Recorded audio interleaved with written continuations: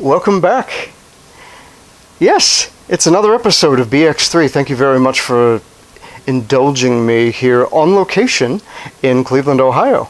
And I will prove that to you as we look outside here. Yeah, look at that. Plane going by very, very low. And it's the Cleveland Browns Stadium, football, American football.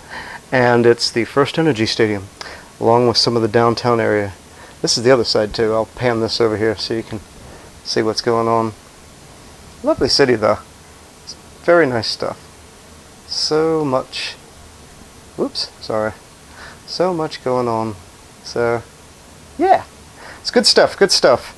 But yes, thank you for joining me yet again for another episode. I am your host, Dylan Thomas Good, and we have boots. We have boots, we have booze, which is my maple liqueur with bourbon infused into it. It's very tasty. It's like drinking a maple ball. And as always, we have books. We have lots of things to talk about with books. And what better thing to talk about on location than travel, and how travel impacts your writing and influences it and does all these wonderful things to sort of change things up. And I'm going to be imparting a few things that have really influenced my writing as far as the setting. I always try to make the setting in a book almost like its own separate character. I really like having things about the setting being very unique and having it have its own character and its own characteristics, I should say. And I did that with a book that I wrote a few years back called Wolf, and it took place in a town called Bellingham, Washington, which really does exist, and it's up probably about 50 miles south of Vancouver, Canada. And I wanted to really impart the kind of collegiate atmosphere and the gray winters and, you know, the mist, and I think it really complemented the rather dour unfolding of events in that book, which, if you've read the book, you'll know that weather really, really fits the narrative of the book and what's going on with the two main characters. Yeah, so it was nice to actually have a writing project where I could write about somewhere that I knew really, really well, because I actually had lived in the Bellingham area for about 15 years total. And I'd lived there for probably about 5 or 6 whenever I actually wrote it. And it actually turned out really well. And I think my next book will be taking place on the coast of Oregon, which is also in the Pacific Northwest of America, and but is a totally different place. It's very, very cloistered. It's very far from any real civilization. It's its own little microcosm. And that's what I really like to deal with, because I don't like to go with just stereotypes of a place. For instance, Las Vegas. We'll talk about Las Vegas a little bit more in a bit. But, you know, when you see Las Vegas, you see this very superficial sheen. I mean, yes, there are a lot of elements of Las Vegas that are very superficial and that everybody just sort of takes at face value. But when you actually are a resident of Las Vegas, I found that there are a lot of different things, you know, like, for instance, if you want to work at a casino, the applications are horrifically long, and if you do get the job, you have to go through all these things of getting health tests, you know, tuberculosis tests. They have you do that if you're in the food industry, or if you're serving drinks, you have to be bonded, working with money, that type of thing. There's all these extra cards you have to get, almost like certification cards, in order to work in the state of Nevada. So those types of things, you know, if you're going to write about Chicago, you know, don't just write about the crime. Try to get in there, or try to expose something that's totally different about the area that might be really, really well known to the mass populace. If you're not going to do that and you're going to write about a small town, try to get in there, expose the underbelly and what it's really like for the people who live there. Because it doesn't matter where you go. It doesn't matter if it's Cleveland or London or Edinburgh or Los Angeles or Toronto or Barcelona. Every place has its own little individual stamp of identity, and it's always great to bring that out and really shine a light on it and do something different with a setting. And my next book will be on the coast of Oregon, in all likelihood, unless I have something else done before that. But there's so much that's different about the coast of Oregon. There are no big cities. It's not near a lot of things. Portland, Oregon is probably the closest thing to a big city, but inland you have Salem and a few other parts. But in a way, it's sort of this insular community in and of itself that runs up and down the coast about 400 miles. And the bottom part of it tends to be more conservative, whilst the top part of the coast tends to be a little bit more liberal. It's a little bit more blue area, as they say. And it's interesting to drive down that and see the change. You'll go from seeing a lot of Democratic things to suddenly seeing a lot of Republican things in the United States on that area. And it's really, really cool to find out exactly what living in this small, removed, cloistered, insular area does to the people who live there. As you may or may not know, the coast of Oregon has an immense amount of crazy weather. There's a lot of really strong storms, really high gusts, gusts that can very easily exceed 100 miles an hour. And so there's the element of that, and there's the element of it being a tourism area. And so anybody who's ever lived in a tourism area, whether it's Orlando, Florida, or somewhere that's really touristy over in Europe, or like say the south coast of France or New York City, or any of these really, really big outlets, Paris, you know what it's like to have a tourism-driven place. But it's totally different if you're in this very small area where everybody's livelihood depends on, you have to work weekends and nobody has health insurance, and it's a very depressed, almost transient area because it's tough to really build anything there because there's nothing to do. There's nowhere to go. When you go in a place like that, it's almost like there's an immediate glass ceiling. And so it's great to not only expose that from a creative side, but also look at it in a humanistic side where it brings people together, because everybody's in the same boat and is dealing with the same shit economically, so to speak. It brings people together because there's no class lines. It's not like, oh, we have a rich part of town, we have the poor part of town. It's everybody's sort of doing the same work in the same industries. It's almost like company towns where you have one big employer and everybody works for that employer. So there's so many different things that you can find and that you can write about when you're dealing with a new setting for a book or a project.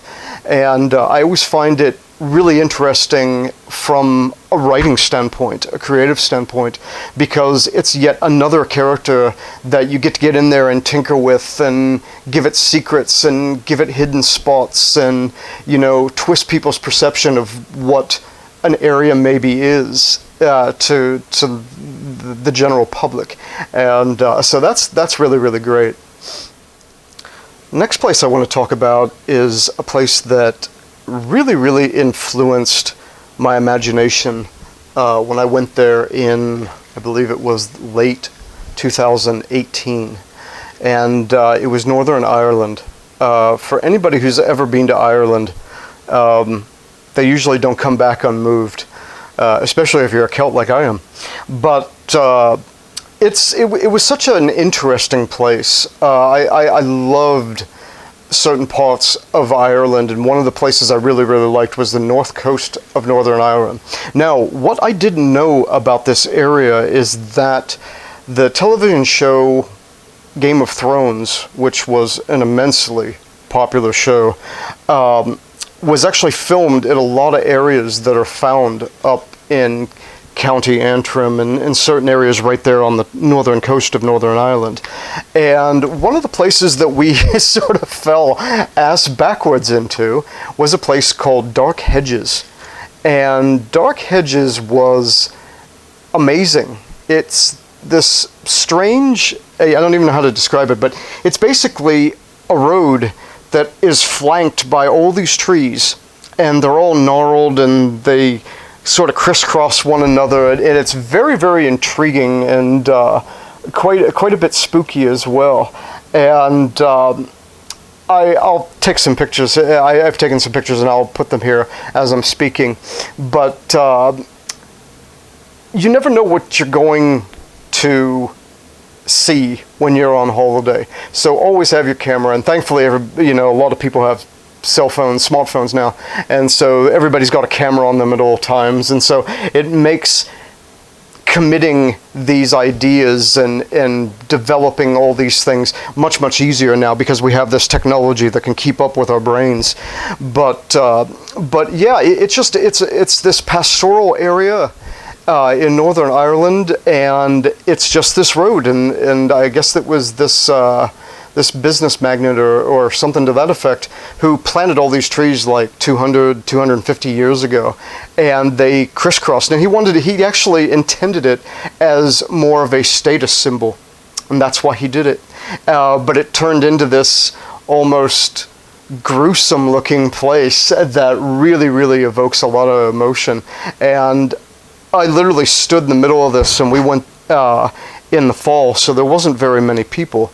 And so I was there alone on this road as I looked around and took pictures of all these things, and I started to see, like, in my head, certain visions of what would happen if, things got crazy. And it turns out that there really is a ghost story, so to speak, that ties in with that. They call it the Grey Lady, and supposedly the Grey Lady is a woman who died in that immediate area, possibly of foul play, many, many, many years ago. And supposedly her spirit still haunts that stretch of road where all those trees are.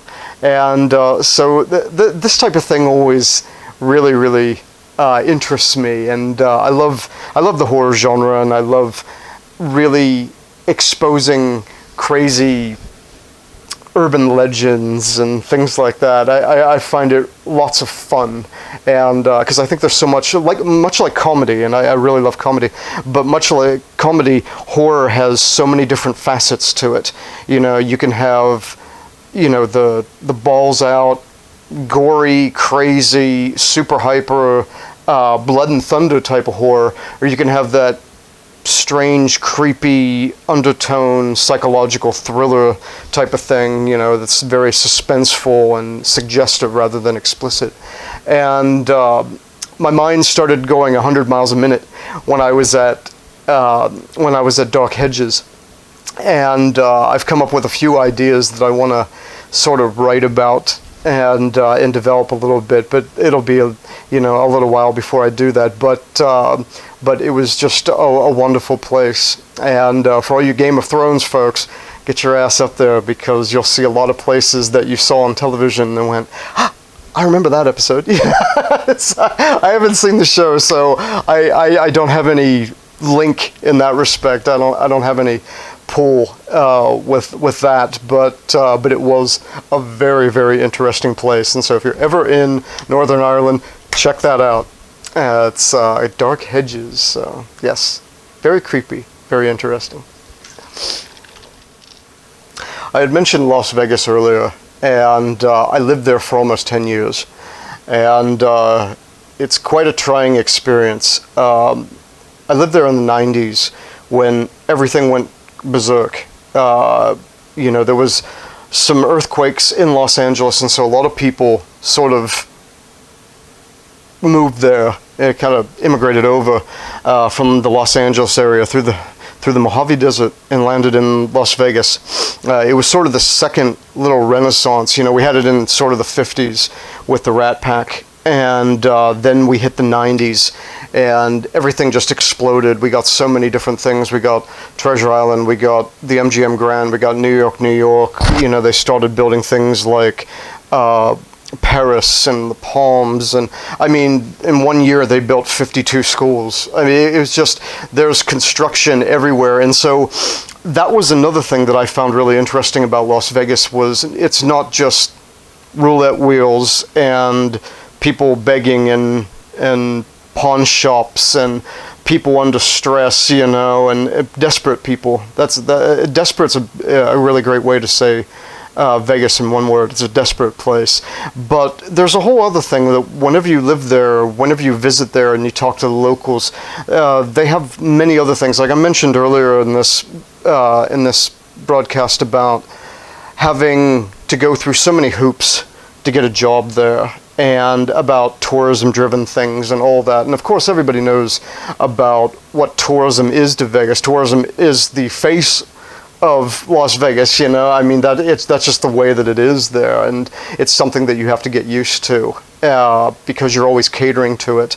There are certain things that get up for being passed by the city, and because they don't have certain things to do with actual gambling in the bottom line, they're not passed, and so they keep getting put down to the bottom. You find out, like I said, there's so many different things about Las Vegas. There's so many different facets, and when you have an explosion like that, an urban explosion where there's so many people and you have an influx, I think I once heard that there were 8,000 people a week or 8,000 people a month, something to that effect, that were moving there. And so there's this immense crush of so many people, and like I said, construction and opportunity. I mean, you open a casino, bam, you've got 5,000 jobs right off the bat.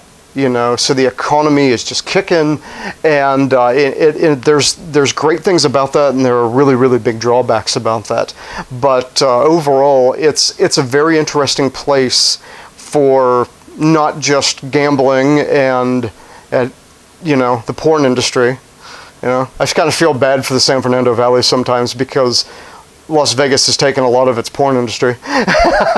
but yeah, it's so different. It's, like I said, it's not just this 24-hour drinking, pawning, whores and gambling. There's a lot more to it than that. And because of the population boom, another thing that's popped up a lot is a lot of commerce. I mean, they have CES, which is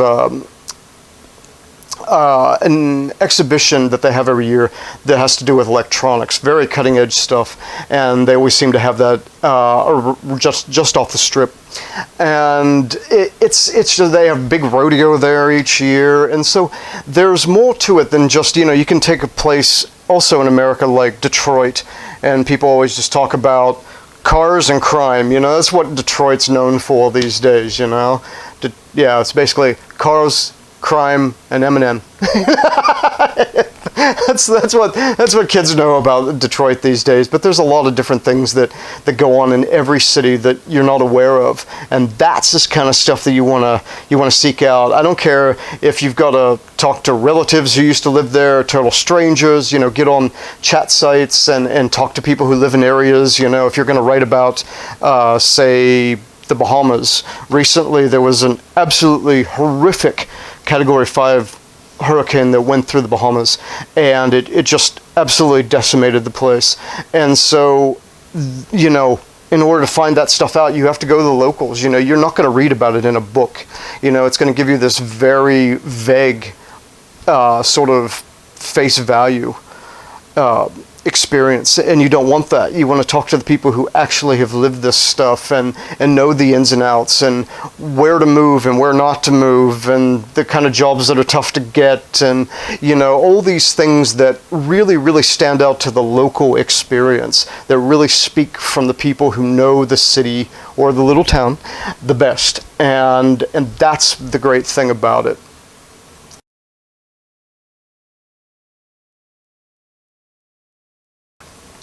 One bit of travel that I did was something that almost didn't happen. And I went to a place called Lake Crescent, and it's way, way in the northwest corner of Washington State, probably just a few miles west of Port Angeles, Washington, which is just over the strait from Victoria, British Columbia, Canada.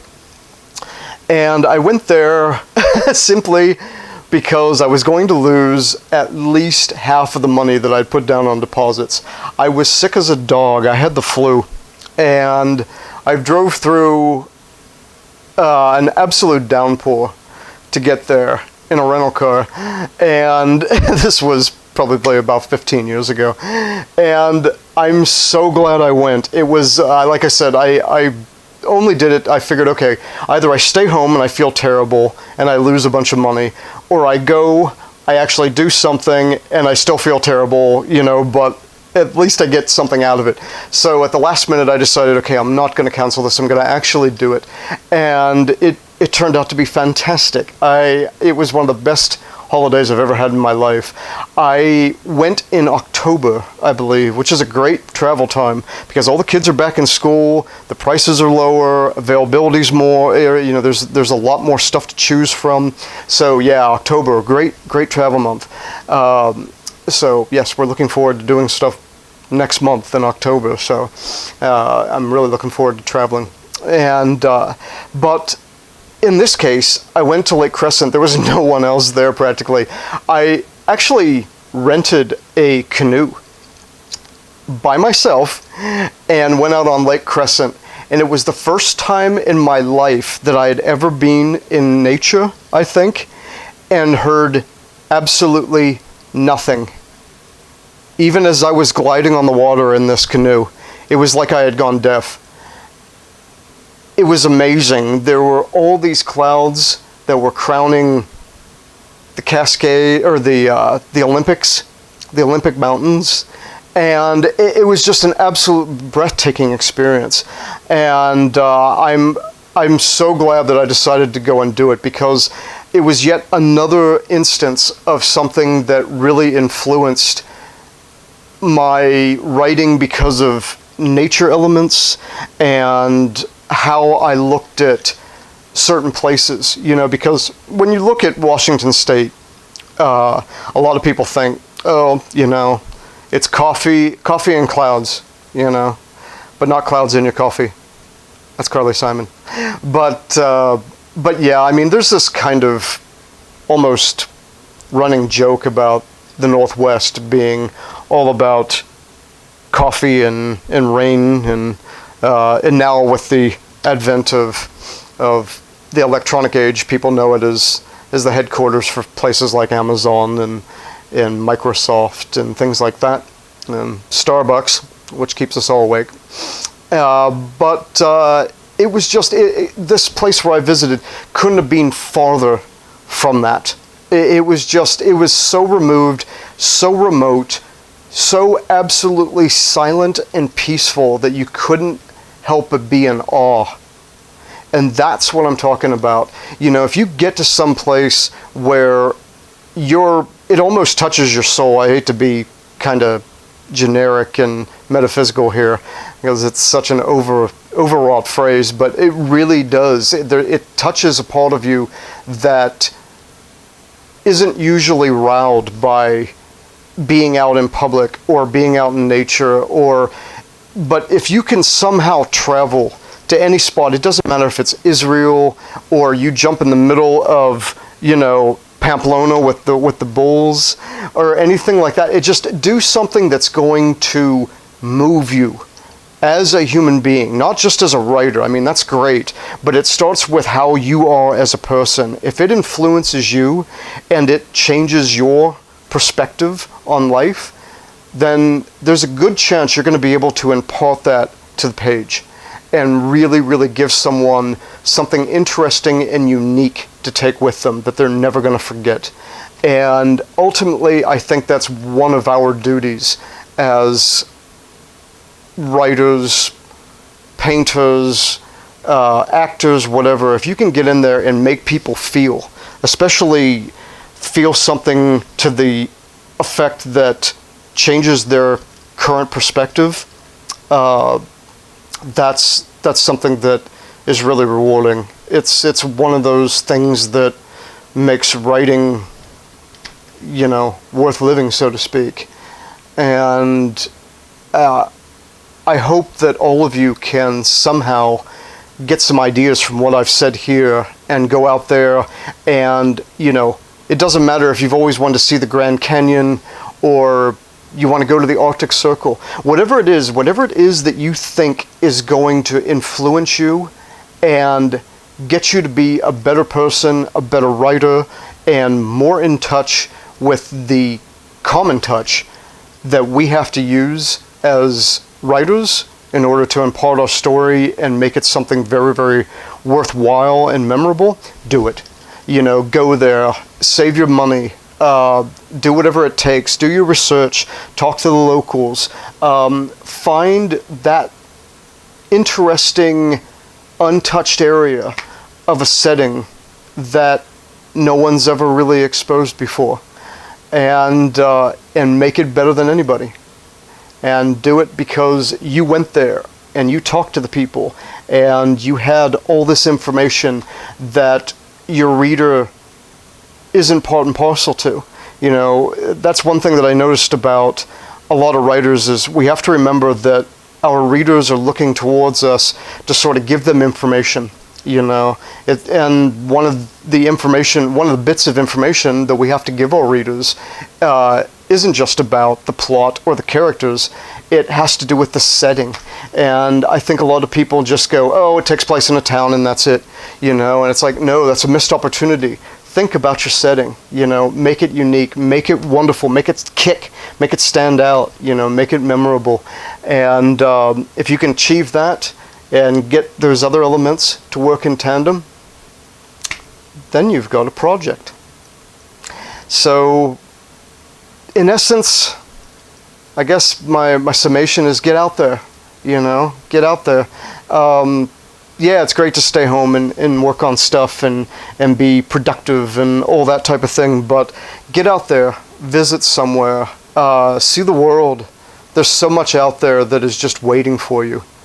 And you never can tell.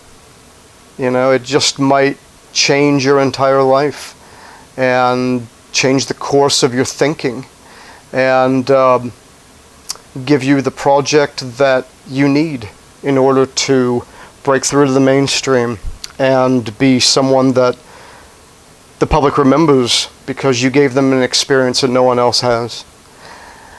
So thank you for joining me here in wonderful Cleveland, Ohio, on location, and we'll see you again next time.